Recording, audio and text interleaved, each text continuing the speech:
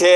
અમે 13 ગામના ખેડૂતો આજે પાઇપલાઇન અટકાવવા માટે અહીંયા ધારેશ્વરના પાટિયા પાસે બધા ખેડૂતો 13 ગામના ખેડૂતો મોટી સંખ્યામાં ભેગા થયા છીએ। અમે રામધૂન બોલાવી અને વિરોધ નોંધાવ્યો છે। દંડવત કરતાં અમે અટકાવવા જઈએ છીએ અને પોલીસ અમને રોકે છે।